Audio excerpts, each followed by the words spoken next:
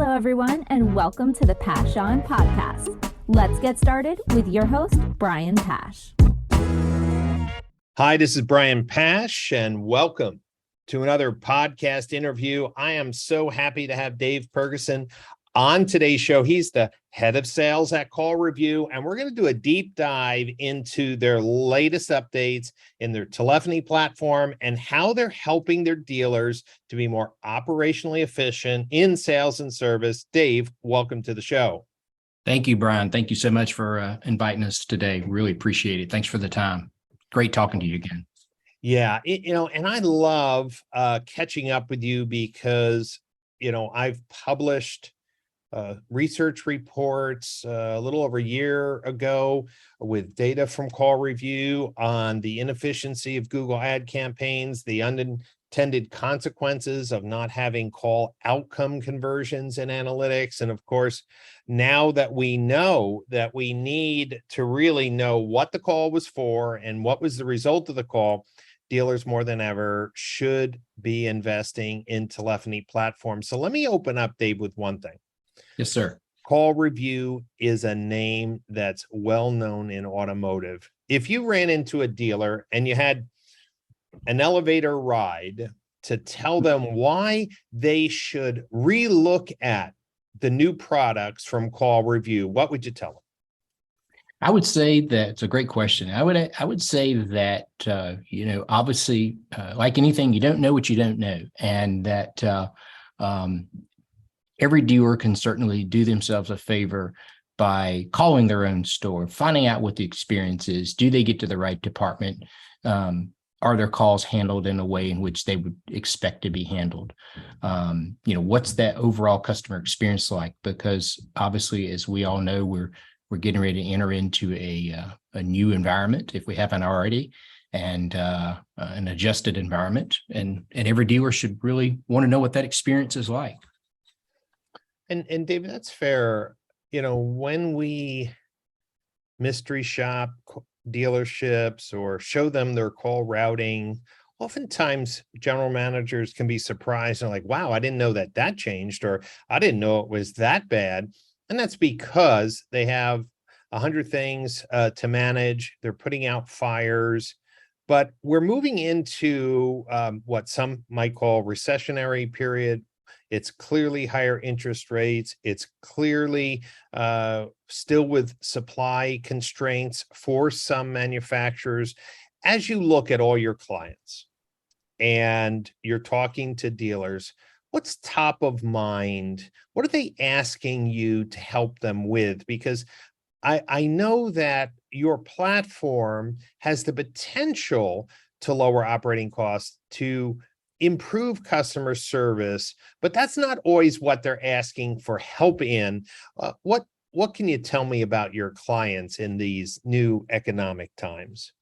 That's a good question. So, we for the last 4 to 5 months, we've really shifted to a focus, really looking hard at not what's just in front of us, but what is around the curve. What's I call it early warning detection, right? And what's happening, what are they facing now, but what are they going to be facing in the next few months? And one of the things that we spent a significant amount of time on is really understanding one part of the business that many folks in our industry haven't paid a lot of attention to, and that's been, the fixed operations, the service drive side. And after spending a lot of time looking at those calls, recording those calls, and evaluating and transcribing those calls, we found that that part of the business for many of our dealerships was in a free fall, and many of our owner operators just didn't know, to your point earlier, they didn't know what they didn't know. And so we've defined an enhanced need based on that. And a lot of that, is attributable to just what you pointed to earlier, which, the economy is certainly going through a certain level of distress right now. Mortgage rates are just over 7%. Automotive loans are 4 and 5 and 6%. Most of the OEMs have pulled far back on the subsidization of loans and leases. So customers are keeping their cars longer now than ever. And there are more calls just in general coming into every dealership than ever before. We week over week, it seems like we beat a record number of calls that we transcribe and summarize. David, one of the reasons is that consumers are kind of shocked when they go to a dealer's website. They're looking for new cars and they don't see anything still. In fact, I was just doing a webinar in Canada and I pulled up a Honda dealership website. I clicked new vehicles and there was just four. Well, right. When there's only four, the next reaction is, oh, maybe the website's broken. They can't only have four new cars to sell, right? The calls come in. Also, you mentioned about higher retention rates on cars. Well, consumers through social media are being educated that when their lease is up, their car is now worth more than the lease buyout.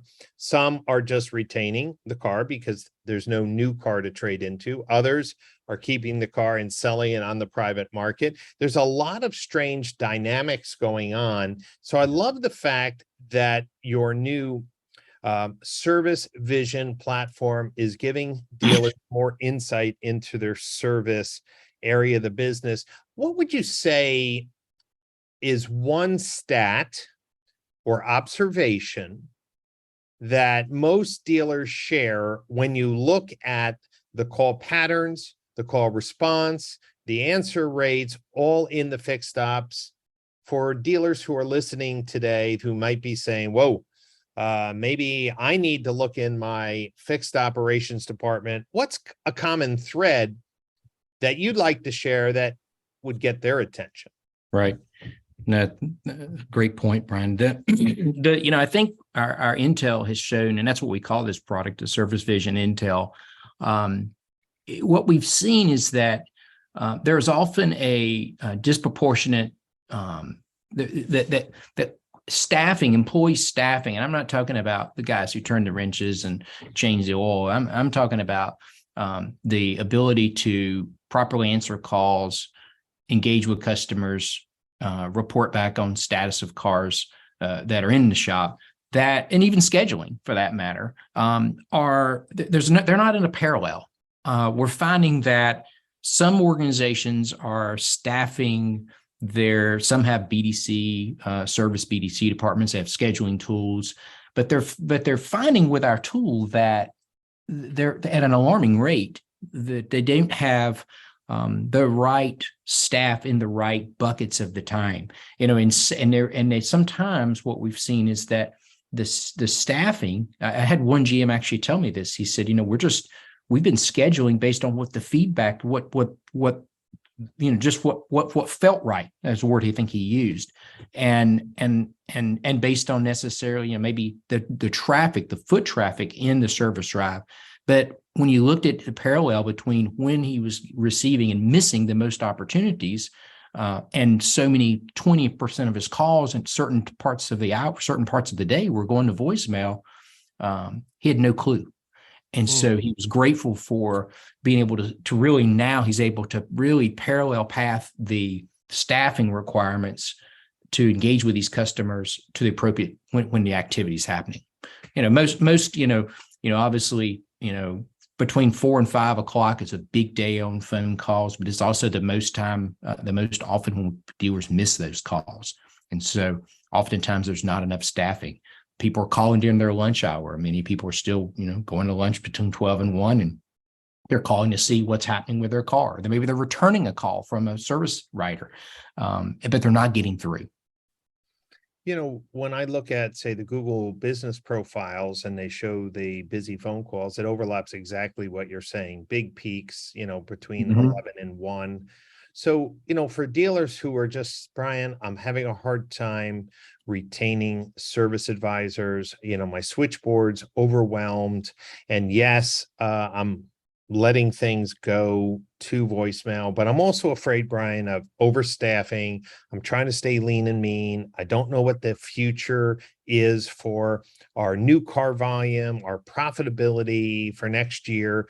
How can CallRevu help bridge the gap of a dealer who's afraid to overstaff versus maybe the reality that they're currently slightly understaffed? Well, we are obviously big advocates of service scheduling tools.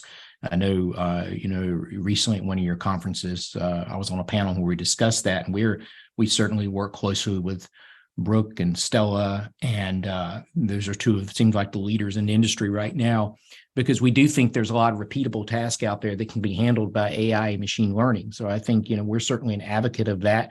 And then also too, you might have noticed.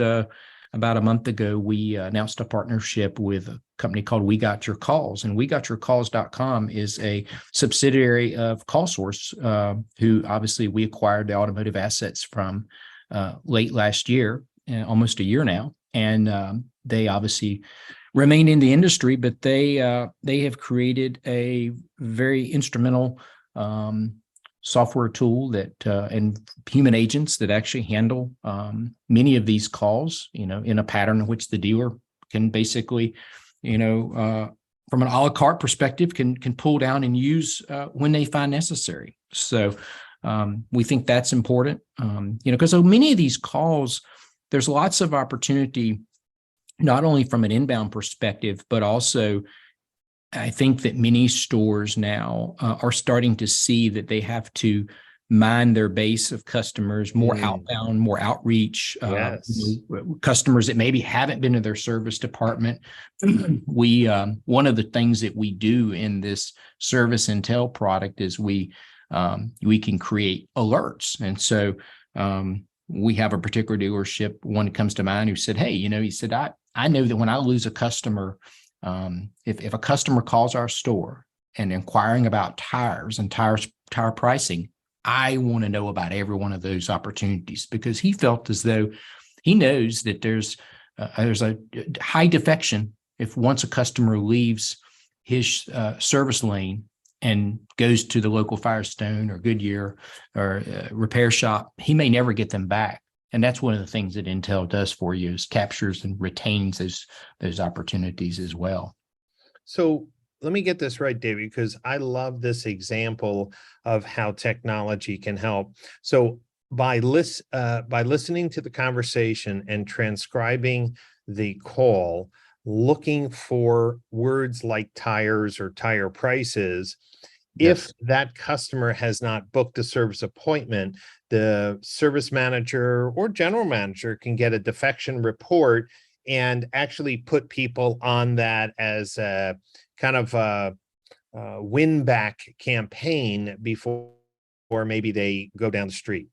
That's absolutely right. And it's, they can, I call it, another bite at the apple, right? So they get an opportunity to, capture that customer again, before, they might leave permanently, because they know that there's certainly a high risk. And we do these alerts, it's interesting, obviously, the Ford dealership network is obviously having to make a lot of tough decisions right now, obviously around EV and, are they going to pass or play, right? And we've had a certain subset of dealers who've said, hey, I want to know, just in general, just on a general perspective, not just from a service, but even a sales perspective, I want to get a notification specifically around anytime someone brings up EV. Because I've got to make some tough decisions here about, am I going to spend the millions of dollars in investment that Ford's asking me to do? And I want to know what's on the minds of my current customers. So that's just another example of how notifications and the examples of machine learning and human transcriptions and agents listening and transcribing and summarizing calls can really bring a significant value, well beyond just, hey, how did Joe handle that sales call? Right, because that's table stakes today, right? So Absolutely. the CallRevu platform will score the calls, will assist the dealer or their trainers or their HR department to improve call scripting, call outcomes and results. But now we're talking to the next level. How do we drive business intelligence from phone call patterns, phone call conversations? You bring up EVs and the Ford, and obviously all dealers are going to be facing some investments to refresh their stores with EV service equipment, which I hear is expensive, and charging stations and the like. And I've been telling dealers, look, survey your DMS. Use a tool like SurveyMonkey, which is very easy to use. A dealer could build a survey in 10, 15 minutes, asking them questions. If, for example, let's use the Ford upcoming investments, a Ford dealer could say, in the next 1 to 2 years, would you consider purchasing an EV from Ford? And why not? And what is attractive to you about EVs? Dealers have thousands of people in their DMS, and I think that it would be really good for Ford dealers, especially those on the dealer council, to be able to share survey results from customers about their interest and readiness into EV. And I love the fact that you can query any calls based on the keywords or transcriptions that are in place. Let's talk about something else. Marketing outcomes are super important, meaning I buy X dollars worth of advertising on Facebook or Google. It drives traffic to the dealer's website. Somebody calls, and we want to know how many sales opportunities or service opportunities are generated from that marketing campaign. Most agencies take click the call to assume it was a sales opportunity for a sales campaign, and click the call as a service opportunity for a service campaign. But we've documented that when dealers buy their own name or broad terms like Honda dealer or Honda dealer near me, they can't assume that phone call was a sales phone call, even though sales was funding the campaign. How is CallRevu helping dealers at a campaign by campaign level say, on this campaign, we got so many calls, so many were for service, so many for sales, so many for admin, so that they can hold their marketing agencies accountable for improving the outcomes of their marketing investments?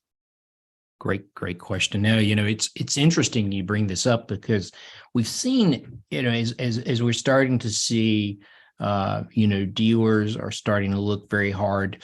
They're driving into work every day, and they're staring at, they're looking to the left and they're looking at used cars, and they're looking to the right and they're looking at new cars. And one of the things they're starting to see is that number is not shrinking like it once was, right? There's a lot of cars. I like to use the word, I've used it for years, welded to the pavement, right? And so what we're seeing and experiencing is an uptick in, I think we're going to see more and more spending, and we're already starting to see it, more and more dealers asking us about our D&I product. It's very, we have created some proprietary technology that allows you to do just what you mentioned, which is really defined and drill down to the specific, the specific VIN specific, the vehicle specifically, the campaign specifically, from basically by creating unique dynamic number insertion in each one of these campaigns. And we, it ties well to, obviously, I know you've done so much great work for the industry around, Google Analytics and GA accounts, and really inspecting what you expect and creating a tool set to do that. And we're certainly we're thrilled to continue to offer this product to our dealers, because we certainly see an enhanced need of accountability. And one of the challenges is, for the dealers face is, which we solve for, it's multiple dashboards and going at 4 to 5 places to try to find the data that they need, and they can become very frustrated. And we do this. We power these dynamic numbers, these unique identifying numbers, they live inside of our platform, and so they can, while they're they can click from service intel into service sales vision into our D&I platform with ease and see exactly how certain campaigns are measuring ROI. But we are seeing, I think that we're going to see a return. Many dealers have been fortunate to, they haven't had to spend the money that they've had to drive traffic in the past. They've been getting floor plan credits instead of charges. But as the business starts to certainly shift, I think we're going to see, return to accountable advertising and really showing and defining that closed loop of effectiveness. That's right. Dealers have, and we see this at our agency, PCG Digital, that, dealers have cut back a lot on new car marketing because, the models that are selling or pre-selling. Used car marketing is now picking up again as supply is increasing, days on lot is increasing, prices are falling.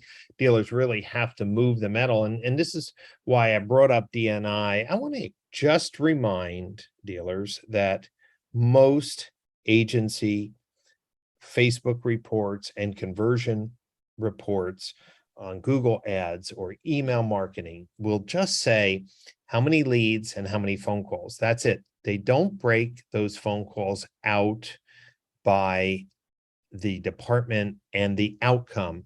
And, to have campaigns being overly optimized, and remember, a call is a high signal for Google. It's a conversion goal.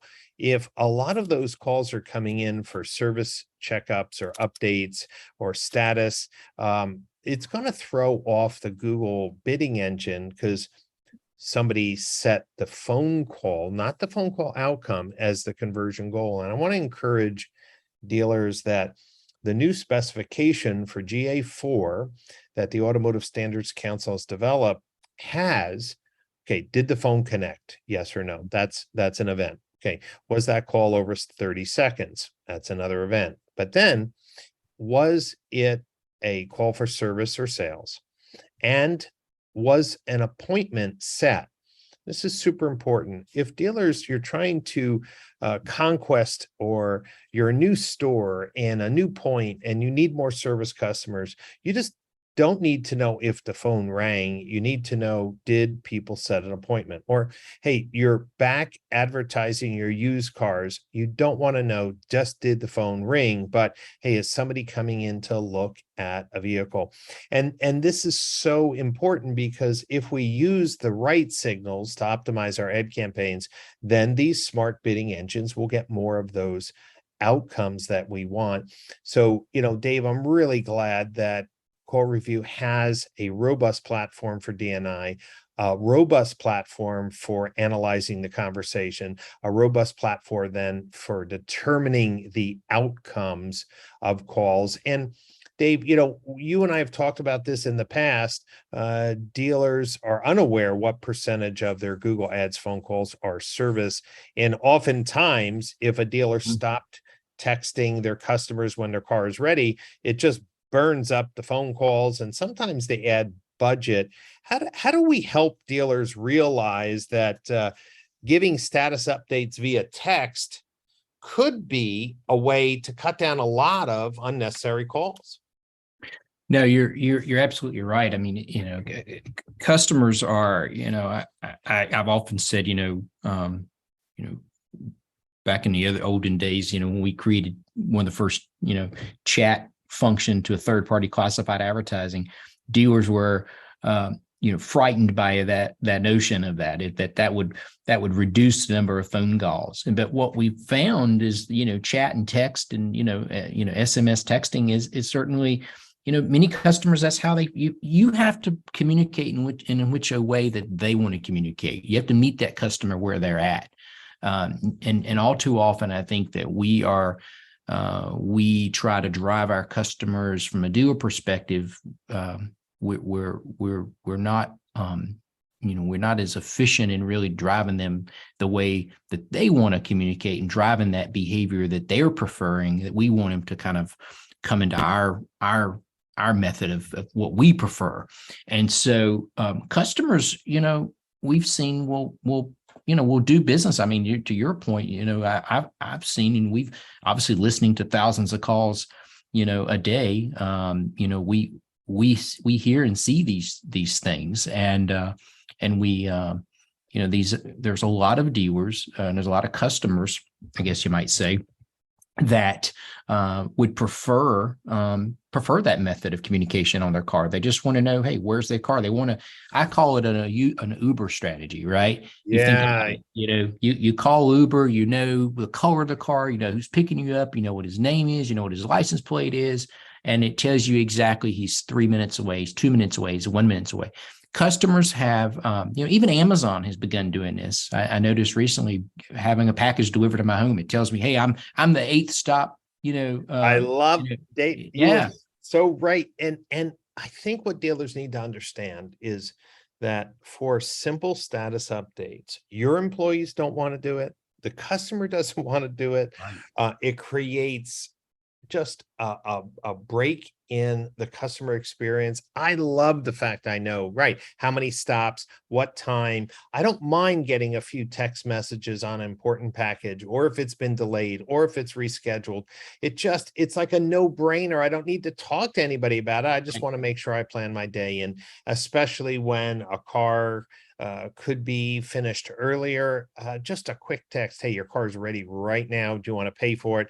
The car will be waiting for you. These are things that we need to realize, that folks like Uber and Amazon have reset expectations for customers on how they want to communicate with local businesses.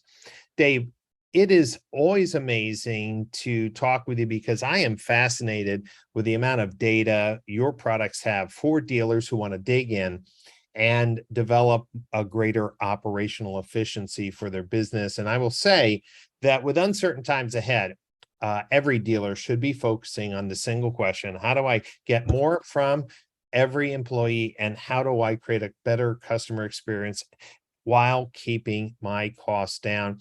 And we have the Modern Retailing Conference coming up. The team from CallRevu is going to be there. David, what's one thing that you're looking forward to at our conference in just a few days in Palm Beach? I think your conferences, Brian, are always rich with data.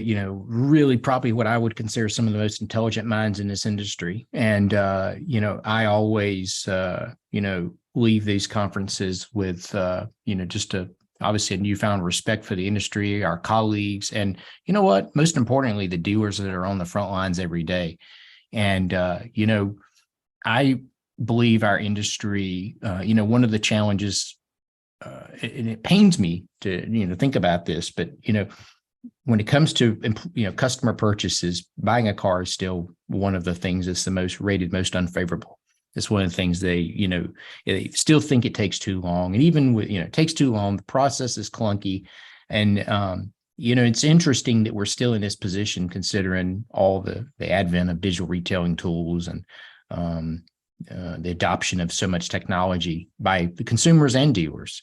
But I think I'm excited to learn more about, obviously, where others in the industry see the next 12 months and next 18 months, the next 3 years. I'm excited to hear about, you mentioned, EV, if EV, which is still yet to remain, whether it's going to take root, as there's fluctuation in gas prices, I think that the EV customer, we have to prepare ourselves. The EV customer is a different customer in some ways. Yes, it's someone that's, was always had a vehicle, most likely, but their expectation from a sales and service experience is going to be one like we've never seen before. And I think we have to really, begin preparing for that.